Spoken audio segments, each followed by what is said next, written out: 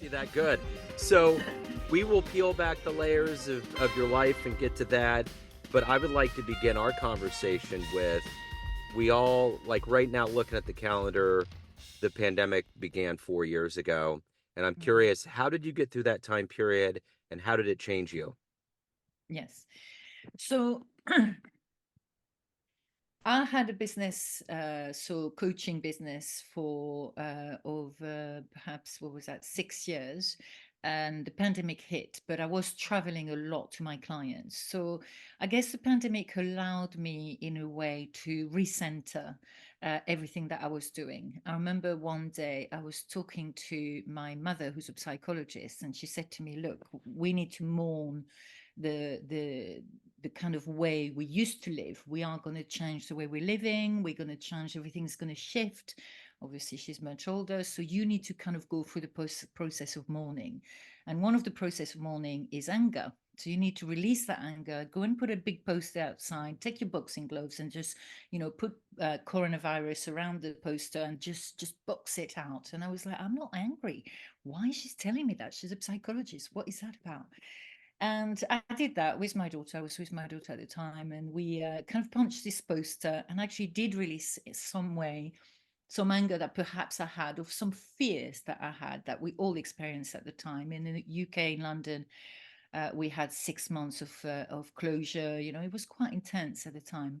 I remember waking up a few weeks later and thinking, I'm just simply need to change the way I'm working. So now everything is online. I brought my book out. I've started to, shift the way I was thinking, shift the way I could empower other people.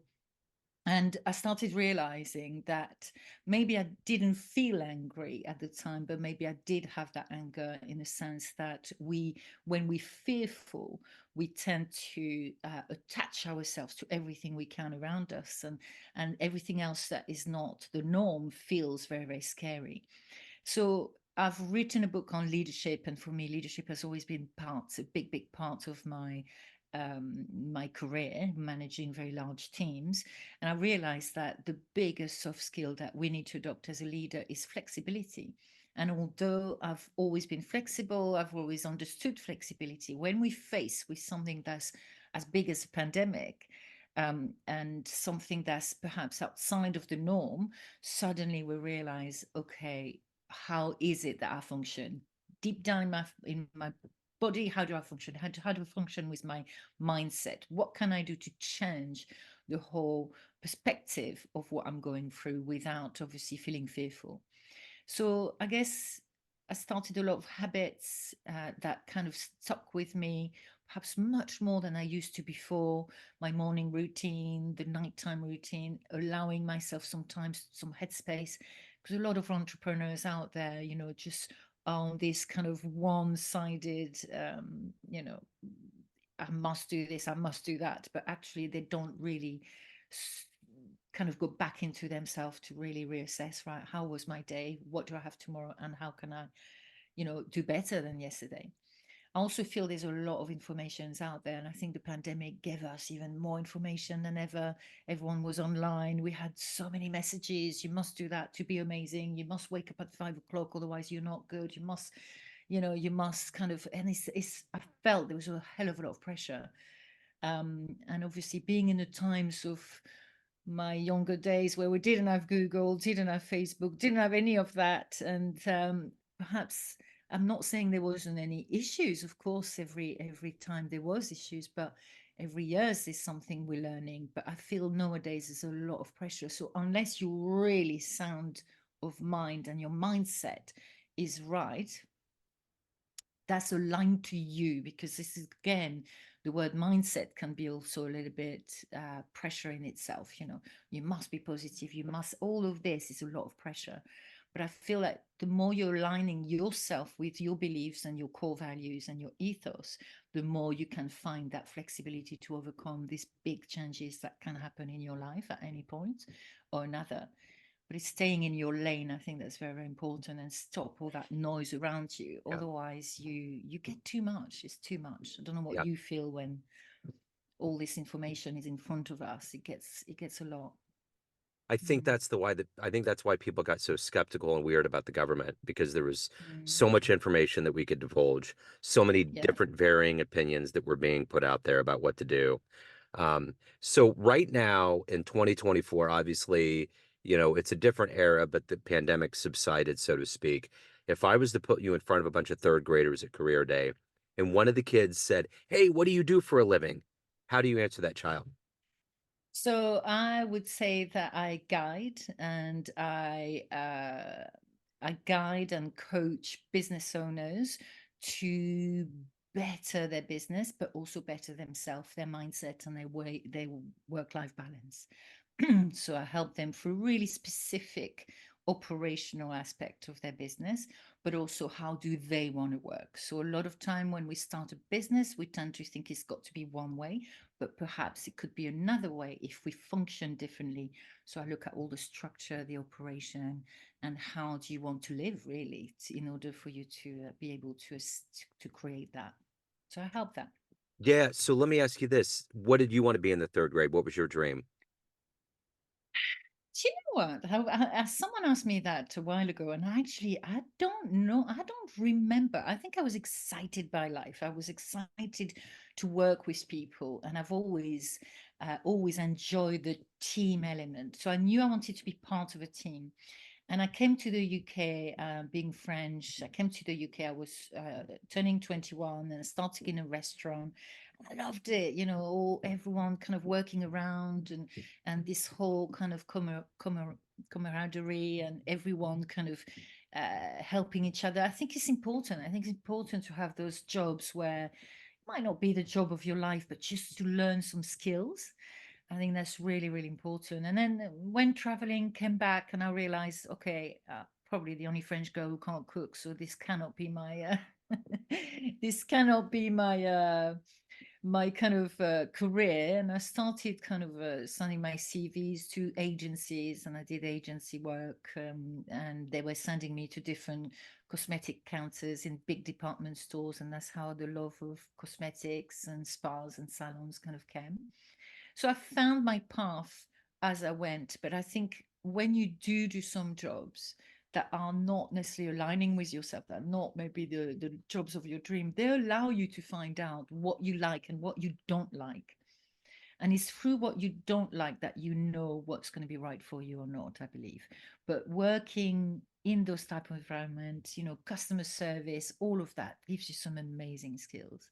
And to me, I mean, I've made my daughters go and work at the hairdresser when they were younger. And I remember they were getting £20, £20 for a shift, 12-hour shift. So this is not enough. Yeah. Well, you're going to have to be good. You're going to have to learn how to get tips, and you're going to have to do this and that. And they learn through that.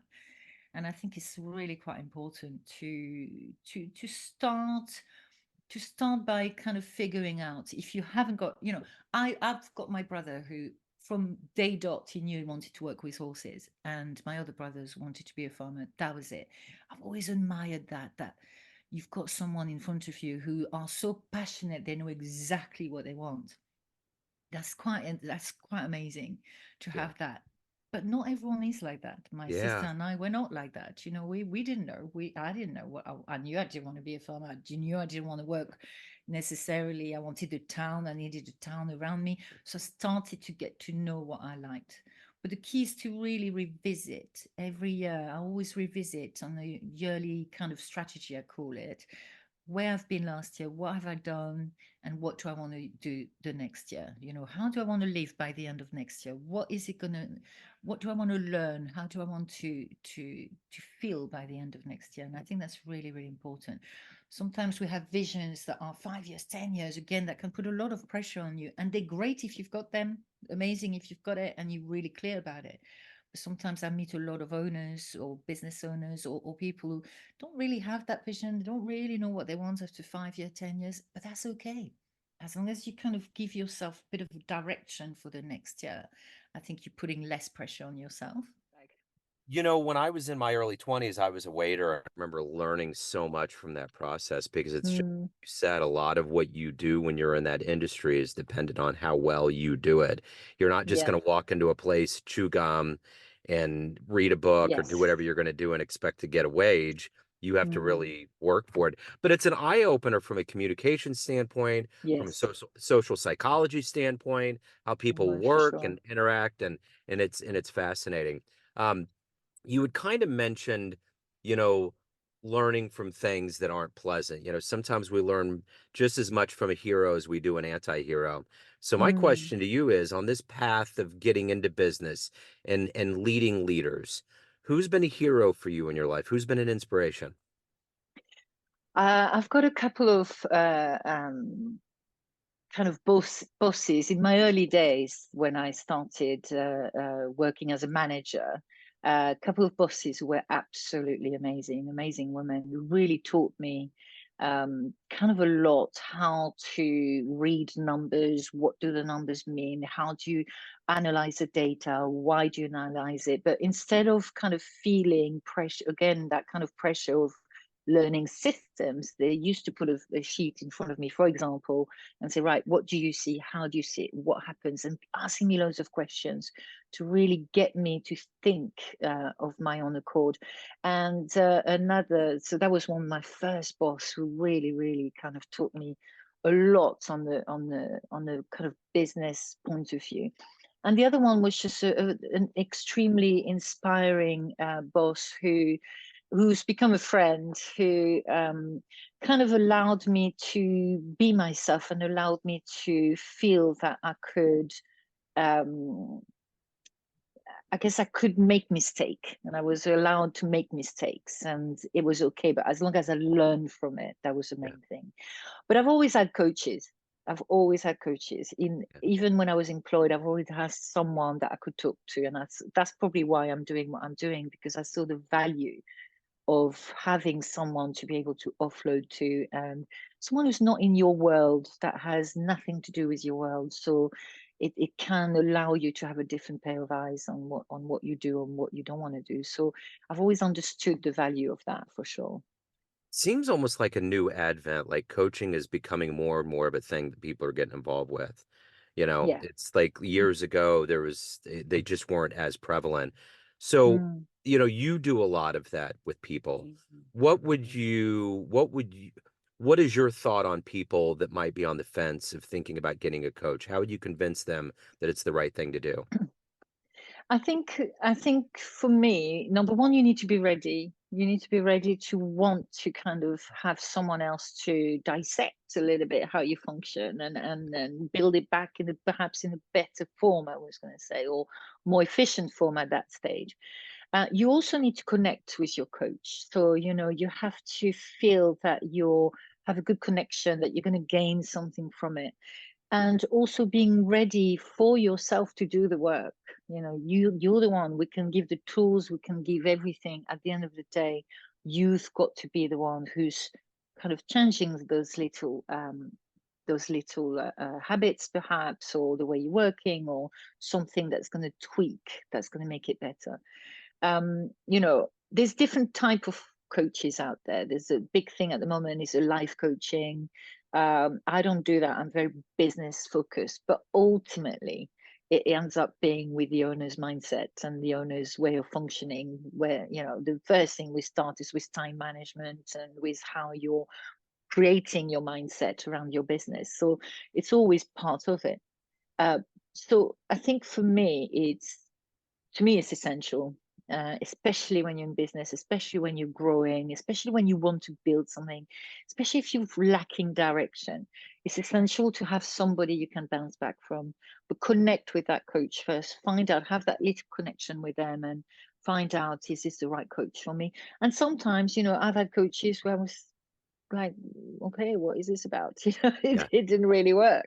yeah. And that's okay. You assess it quite quickly. It's not working, or for any reason or another, and move on. But to me, it's essential to feel that you have someone that you can connect with. I think is, and that understands you and that understands your ways. I know I'm fully aware. When I started my coaching company 10 years ago, I was fully aware that some people will love to work with me, and some people will absolutely do not want to work with me, and that's okay. Yeah. That's okay, because you're not going to attract every single client to you. and not every opportunity is an opportunity either. So I think it's just being aware of what you can bring in as a coach. Like I know what I can bring in, I know how I can help, and is whether you're ready to allow those changes to happen. But it's a great support. I think it's an amazing support. So you have to give out good advice to your clients. What's the best advice you've ever gotten? Oh, okay. So quite a few.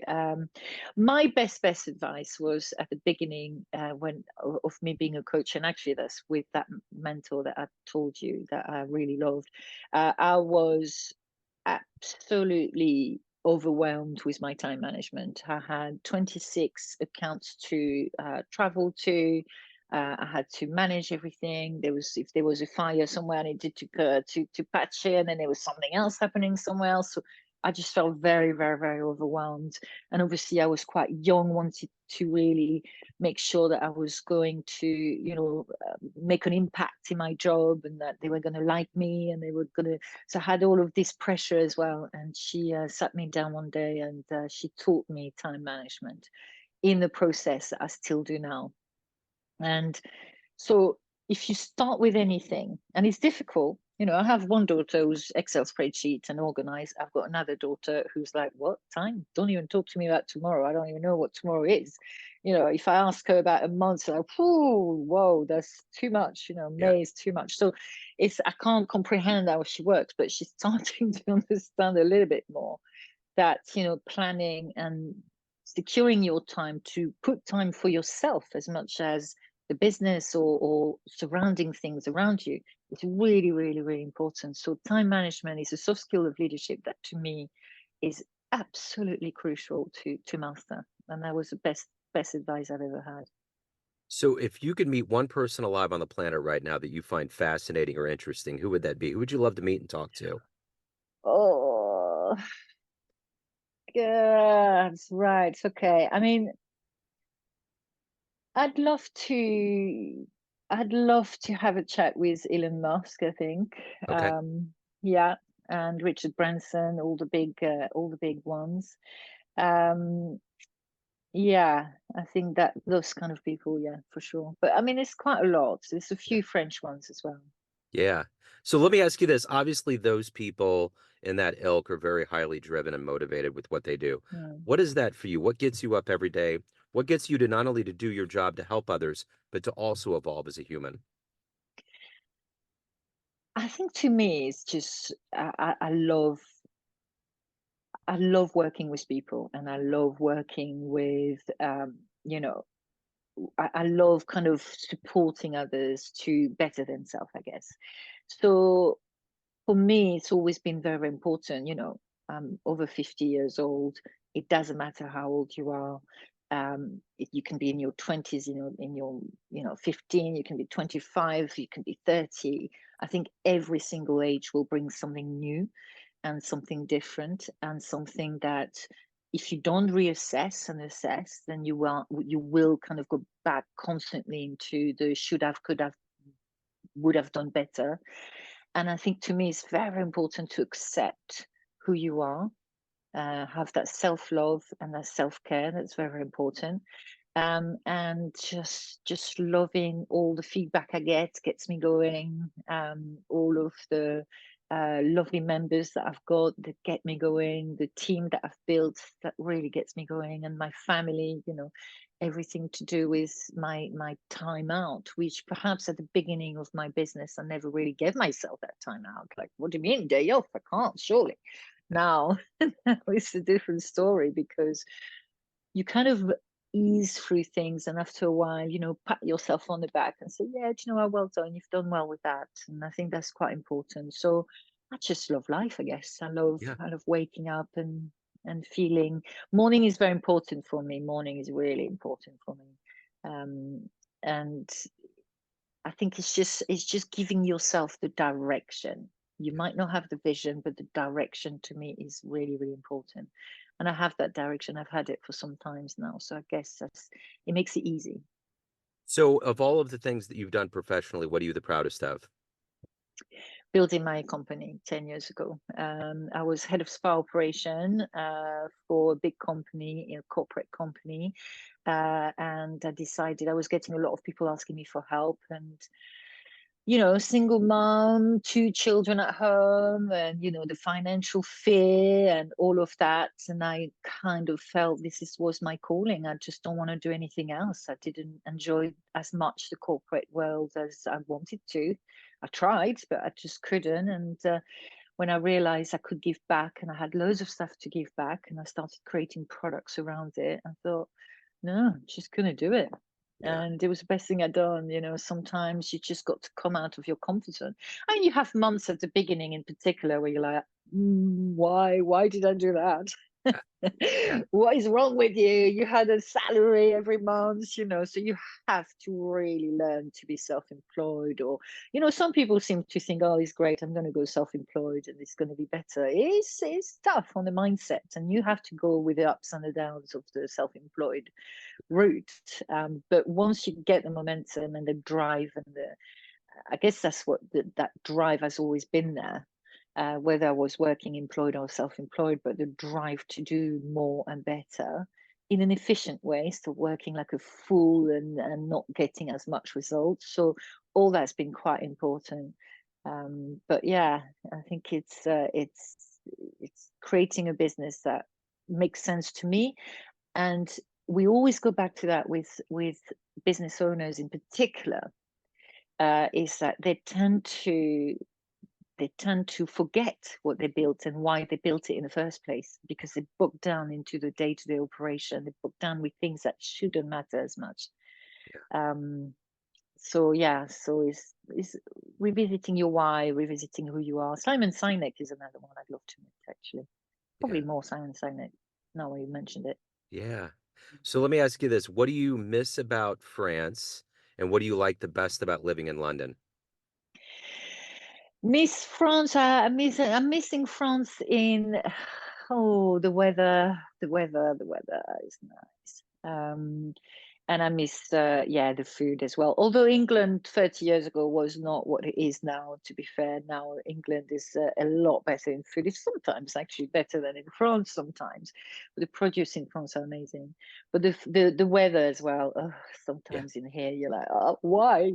Yeah. Um, London, I love in England, I love the opportunities given me, I think in England, they're a lot more into your experience, and they believe into your experience rather than the tones of, you have more opportunities, I feel, Yeah. in London, for Okay. sure. So everyone has a perception of you, family, friends, clients, colleagues, but you run the show. What's your perception of you? Who do you think you are? Ooh, yeah, that's a really good question. I think I think I'm a great friend who's loyal, same as a mum, and I'm very loyal. I'm very tenacious. I'm very patient. Um, but I don't. Some people actually think, "Oh my God, you're too patient. How can you be patient?" So I've always dealt with so many people. At one point I was dealing with 230 team members. So if you're not patient, you end up having a bit of a hard time on yourself. So you have to be patient. So I guess patience has always been a very, very big skill of mine. I feel that I mean, some friends and my daughters, I would assume same, quite headstrong, quite determined. And I know that I'm very empowering. When I want something, I really, I kind of show why I want that, and I will go for it. So some people called me strict, which was quite interesting when I was working with them. I said, "Oh, I never saw myself as strict," but I guess it's my French way in an English world. Yeah. It's a bit more blunt. Yeah. Um, but I've never been strict, but I've been consistent. So what I say, I will do. If I say something, I will do it. And I think that consistency sometimes is what's lacking in people. So I guess I'm very consistent. If I mean what I say, and I say what I mean. So speaking of being consistent and upfront, you've been very with if anyone wants to reach out, It's right there on the screen. Yes. And if anyone wants to get your book, learn anything more, anything about your world, where do they go? So they go into thedelforgegroup.co.uk in the website, or you can follow me as well, Valerie Delforge, on LinkedIn, so you'll get all the posts and everything else, and reach out that way. It's absolutely fine. It's working quite well. Excellent. Valerie, this has been wonderful. Thank you so much for your time. Best of luck with Thank you so everything. much, Joe. Thank Thank you. you. Take care.